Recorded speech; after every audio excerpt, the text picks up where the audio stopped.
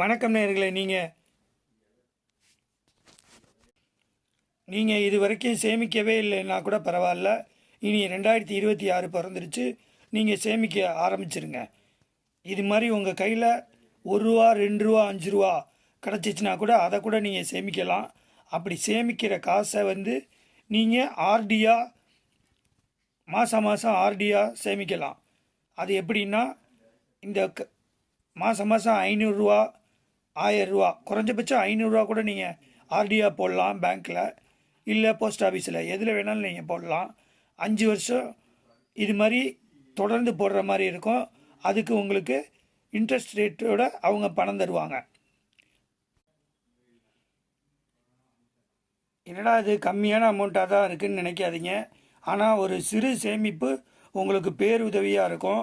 இப்படி நீங்கள் காயினாக சேமிச்சுட்டு இருக்கப்ப இந்த காயின் தேவை உங்களுக்கு வீட்டு யூஸ்க்கு தேவைன்னா எடுத்துகிட்டு அதுக்கு பதிலாக இதை நோட்டாக போட்டுக்கலாம். அருகில் உள்ள போஸ்ட் ஆஃபீஸ்லேயோ அல்லது பேங்க்லேயோ நீங்கள் ஆர்டிக்குன்னு ஒரு ஃபார்ம் இருக்கும்.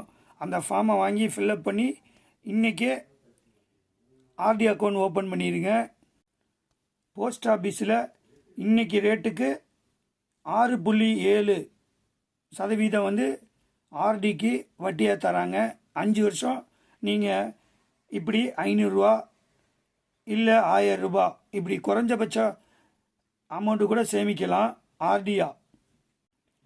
இந்த வருஷம் ஒரு நம்ம சின்னதாக சேமிக்கிற பழக்கம்தான் அடுத்த வருஷம் இன்னும் கொஞ்சம் பெரிய அமௌண்ட்டாக சேமிக்க தோணும்.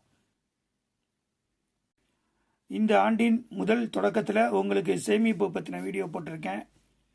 இந்த வீடியோ உங்களுக்கு பயனுள்ளதாக இருக்கும்னு நினைக்கிறேன்.